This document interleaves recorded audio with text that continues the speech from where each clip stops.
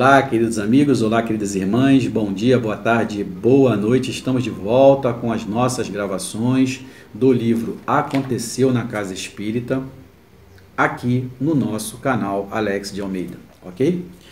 E agora eu acho que nós vamos adentrar aos capítulos. Deixa eu ver aqui. Primeiro capítulo, infiltração programada. Então tá aqui, ó, infiltração programada. Então vamos lá? Vamos lá então. Primeiro capítulo agora, infiltração programada. Em estranha cidade do plano espiritual inferior, congregavam-se espíritos obsessores com as mais perversas intenções. Reunidos em sombria praça, traçavam diretrizes de perseguição e destruição de respeitável instituição espírita. Entidades recém-desencarnadas perambulavam lunáticas pelas estranhas regiões, semi-escravizadas por mentes maléficas que as transformavam em verdadeiro material humano de desequilíbrio. Estes infelizes permaneciam junto aos obsessores por guardarem compromissos espirituais intensos diante daqueles que se dedicavam à prática do mal. A psicosfera da cidade bizarra era densa, triste, angustiante e depressiva, resultado dos pensamentos de seus habitantes. Júlio César, na condição de chefe, conclamava do centro do largo os obsessores, que circulavam em torno do jardim de pedras, com as seguintes argumentações. Abre aspas a Júlio César. Avante, amigos, o trabalho nos espera. Não podemos mais perder tempo. É necessário agirmos agora ou então o trabalho de ano será perdido. Qual é a missão? Perguntou Gonçalves, um dos comparsas imediatos de Júlio César. A missão, respondeu o sinistro orador, é de infiltração espiritual. Estamos de longa data planejando invasão, domínio e destruição de uma grande casa espírita. Fecha aspas.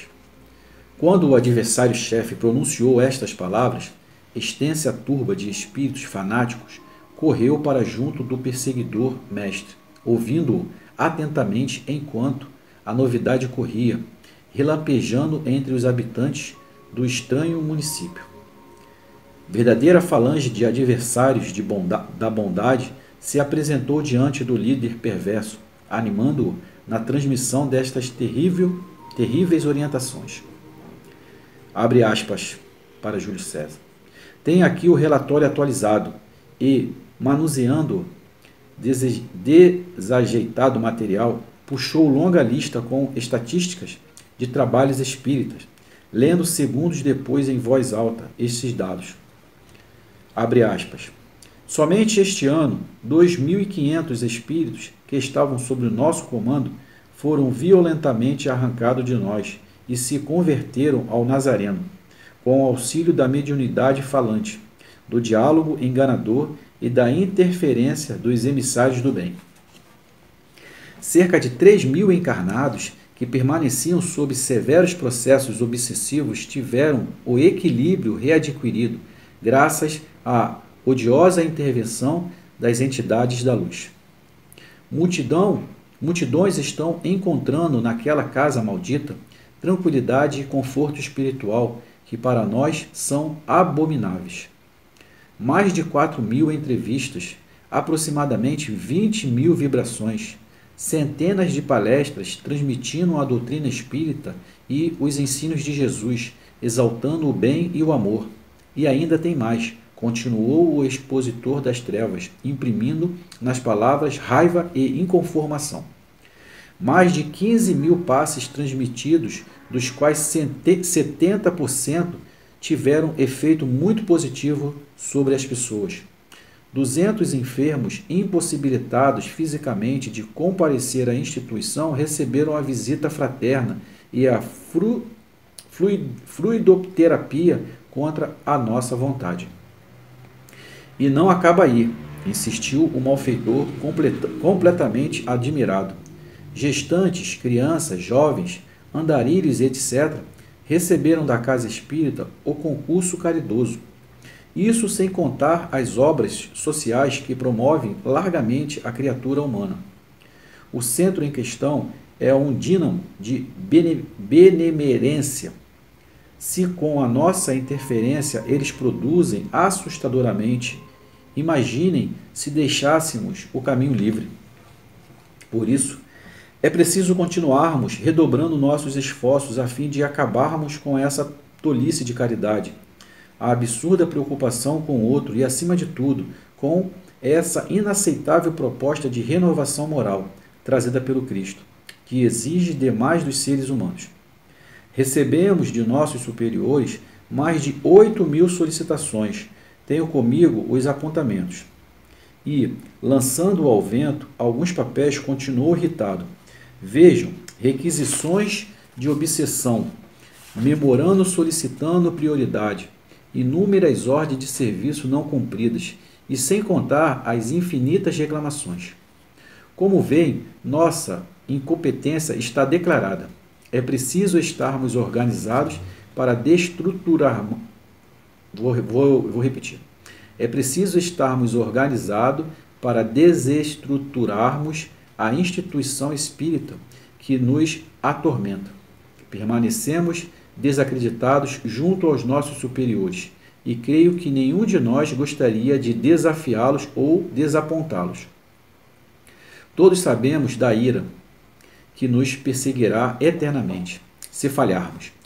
Todo cuidado é pouco, advertiu o organizador do mal. Se não formos cautelosos, espertos e inteligentes, poderemos cair nas garras dos emissários da luz, que fazem verdadeira lavagem cerebral, propondo-nos um bem-estar falso, com o objetivo de escravizar-nos de novo na Terra através da reencarnação. E como vamos agir?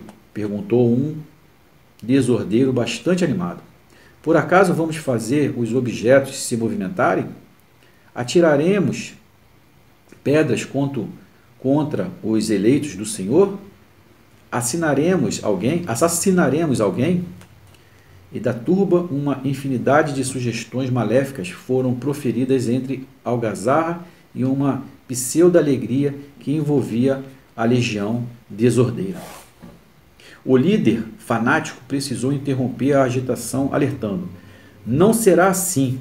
Nosso trabalho está dentro de certos limites. Leis universais regulam nossas influenciações. E a casa espírita a qual desejamos invadir dispõe de poderosa proteção espiritual. Milhares de espíritos superiores em incessante trabalho no bem, além de entidades sublimes garantindo-lhes extraordinários auxílios. Nossa atuação, prosseguiu o planejador das sombras, será na surdina. Trabalharemos silenciosamente, ocultamente, no campo dos sentimentos, sugerindo o pensamento, estimulando as irritações, o ciúme, a fofoca, a indignação, os melindres, as disputas de cargos, funções, tarefas e etc. Vou repetir para vocês. Olha como eles trabalham. Olha como eles trabalham. Nossa atuação, prosseguiu o planejador das sombras, será na surdina. Trabalharemos silenciosamente, ocultamente no campo dos sentimentos, sugerindo pensamentos, estimulando as irritações, o ciúme, a fofoca, a indignação, os melindres, as disputas de cargos, funções e tarefas, etc. Dando continuidade. Temos aí um vasto campo de atuação junto às inferioridades humanas. Aproveitaremos as brechas deixadas por muitos trabalhadores. Engraçado é que eles, os encarnados, dizem que, de tempos em tempos, nós, os chamados obsessores, promovemos ondas de influenciação negativa, retirando os anjinhos do caminho do bem. Eles é que, de tempos em tempos, abrem brechas, nós apenas aproveitando os deslizes e descuidos dos ilustres seguidores de Jesus. Vou repetir mais uma vez. engraçado é que eles, os encarnados, dizem que, de tempo em tempos, nós, os chamados obsessores, promovemos ondas de influenciação negativa, retirando os anjinhos do caminho do bem. Eles é que, de tempo em tempos, abrem brechas. Nós apenas aproveitamos os deslizes e descuidos dos ilustres seguidores de Jesus. Continuamos. A propósito, continuou o malvado pregador. Esse é o único modo de penetrarmos na instituição, a única forma de não sermos barrados pelas correntes protetoras, pois que os mensageiros do bem não podem violar o livre-arbítrio dos adeptos do Cristo. Os espíritos dos mais altos sempre dizem que do mal tira o bem, que nossa entrada é permitida porque servirá de teste para muitos dos frequentadores e trabalhadores da casa. Contudo, enquanto elas, as entidades evoluídas, aguardam a aprovação dos seus pupilos, no campo das provas, nós apostamos na reprovação dos tutelados. Então aqui, o que acontece? É permitido pelos espíritos de luz, pelos espíritos que são responsáveis pela proteção da casa, pela proteção da igreja, pela proteção do seu lar, para que você venha a ser testado para a sua evolução. A gente só aprende com a queda, a gente só aprende com os obstáculos. Mas só que os espíritos das trevas, quando eles adentram para se utilizar dessa ferramenta, que é na parte da irritação, do ciúme, da fofoca, da indignação, dos melindres, das disputas de cargos, funções e tarefas, eles tentam fazer de toda a forma que você seja reprovado.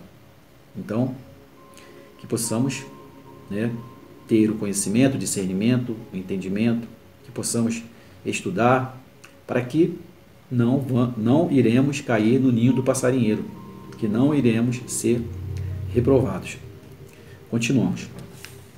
Temos de valorizar o momento, pois as dificuldades econômicas, sociais e políticas do país estão a nosso favor. Olha só. Prestem atenção. Temos de valorizar o momento, pois as dificuldades econômicas, sociais, políticas do país estão a nosso favor. Muitos envolvidos com os problemas materiais esquecem de se vigiar, cultivando o pessimismo, a irritação, os palavrões e etc. Entretanto, naturalmente em nossa faixa vibratória, autorizando-nos o processo de influenciação e, na maioria das vezes, para nossa satisfação, nem se lembram da oração, que poderia nos afastar completamente, rompendo os nossos propósitos. Veja como é que as coisas acontecem. Até mesmo o esquecimento de uma oração, por isso que eu falo, quando você sentir que algo não é seu, que você está sendo influenciado, entre em oração. Coloque os seus joelhos no chão. Converse com Deus, converse com Jesus, peça que eles arranquem, que eles tirem, para que eles te libertem dessa amarração. Porque é dessa forma que funciona. A falange das trevas estava magnetizada pelas palavras do mandante. Quando Júlio César percebeu que já havia estimulado quantos necessitava para a implantação das suas ideias, enteou este grito de guerra: avante! Para aquela odiosa casa espírita, o momento do apocalipse, do acerto de contas, do juízo final e da destruição chegou. Eles próprios se autodestruirão. Vou repetir. Quando Júlio César percebeu que já havia estimulado quantos necessitava para a implantação das suas ideias, enteou este grito de guerra: avante! Agora preste atenção. Para aquela odiosa casa espírita, o momento do apocalipse, do acerto de contas, do juízo final e da destruição chegou. Eles próprios se autodestruirão. Continuando. Terminando o discurso maligno em tom de oratória, o obsessor fanático foi aplaudido, aclamado e carregado pelos comparsas enquanto a multidão cantava hino exótico, enaltecendo as forças das trevas, e ao mesmo tempo em que gritos alucinantes de combate corriam sinuosos, encontrando eco no coração iludido dos obsessores.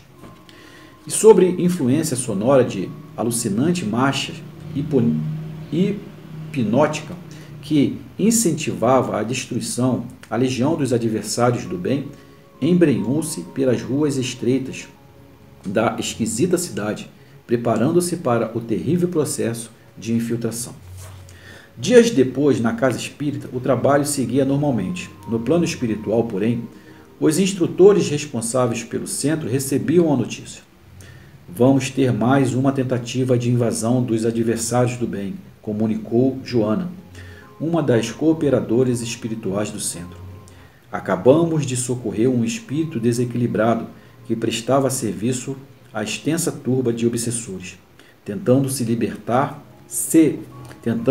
libertado da influência negativa, narrou-nos com riquezas de detalhe a diabólica palestra que o já conhecido Júlio César realizara em sua cidade sinistra, almejando mais uma vez destruir a obra do bem.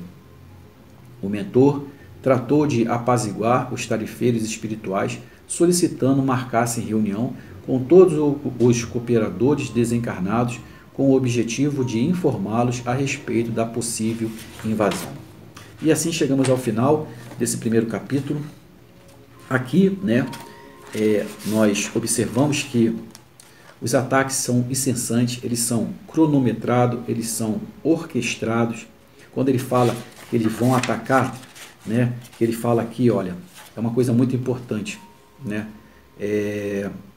ele faz várias perguntas: como é que nós vamos atacar? Nós vamos arrastar objetos para assustar? Nós vamos assassinar alguém? Como é que nós vamos fazer? Então, Júlio César, ele fala uma coisa que acontece dentro da casa espírita, da casa da Umbanda, da casa católica, da igreja evangélica, dentro da sua casa, dentro do seu trabalho. Então, nós mesmos abrimos e deixamos escancarados uma porta. E eles só fazem adentrar, porque se a porta estiver fechada, vigiada, eles não vão entrar. Então, quando nós escancaramos essa porta, o que acontece? Desculpa, gente, eu estou só vendo se está rodando o vídeo aqui, tá? Que não dá para enxergar aqui. Então, assim, quando nós escancaramos essa porta, quando nós autorizamos a entrada deles, eles vão entrar e vão direto, como está escrito aqui, ó, nossa atuação prosseguiu o planejado. Nossa atuação prosseguiu, o planejador das sombras. Será na surdina. Eles fazem tudo na surdina. Trabalharemos silenciosamente, na surdina e silenciosamente. Ocultamente. Olha, tá vendo? Vamos trabalhar na surdina, silenciosa e ocultamente. No campo dos sentimentos, sugeridos pensamentos, estimulando as irritações, o ciúme, a fofoca, a indignação, os melindres, as disputas de cargos, funções, tarefas, etc. Agora eu te pergunto, na igreja onde você frequenta, na igreja evangélica, na igreja católica, na casa espírita, na casa de Umbanda, qualquer canto, dentro do seu trabalho, dentro do seu lar, não acontece isso? É onde eles entram. Eles vão aonde o seu ponto fraco. E aí eles brincam, eles destroem gente. Eles conseguem destruir, sim. Se você não tiver preparado, alicerçado, com conhecimento, se a casa não tiver bem alicerçada, ela será destruída. Como já foram várias e várias casas destruídas, igrejas foram. Isso acontece com o seu pastor, com o seu padre. Quantas histórias com os médios, charlatões. Quantas histórias nós já ouvimos, já presenciamos, já participamos. Então, quando ele fala aqui quando ele diz aqui, ó, eles próprios se autodestruirão. Não são eles que irão destruir. Nós iremos cometer essa destruição. Por quê? Pelo ciúme, pela irritação, a fofoca, a indignação, os melindres, as disputas de cargos, funções, tarefas. Então somos nós. Eles só vão adentrar nessa brecha e vão manipular. É como se fossem caixinhas que tem dentro de nós. Tem uma caixinha que é da irritação, tem uma caixinha que é do ciúme, tem a caixinha da fofoca, tem a caixinha da indignação, tem a caixinha dos melindres, tem a caixinha da disputa de cargos, tem a caixinha da disputa de funções, tem a caixinha de disputa de tarefas. A gente só abre a porta principal e eles vão abrindo essas gavetinhas e colocando elas em prática. Se fecharmos todas as gavetinhas, fecharmos a porta principal, eles não vão conseguir adentrar. Nós vamos ficar sabendo conforme os capítulos que irão ser feitos. Você vê que eles atacam de uma tal forma que eles são impiedosos. Eles trabalham na surdina, eles trabalham no silêncio e eles trabalham ocultos, em grupo. Então, que possamos vigiar e orar, que possamos ter o conhecimento. Eu falo sempre, gente, conhecimento, estudo. Nós temos que ter o discernimento, o entendimento, a compreensão de como funciona para que possamos proteger, ligar a nossa defesa. Não tem aquelas defesas aéreas quando vem algum ataque do inimigo? Você aciona a defesa aérea vai lá e abate? É a mesma coisa com a gente. A gente tem que estar com a nossa defesa pronta, preparada para o combate. Na hora que ela detectar algo de errado, ela venha a neutralizar esse algoz, esse inimigo. Ok? Que Deus, que Jesus, que Nossa Mãe Santíssima continue nos abençoando hoje e sempre. Que assim seja.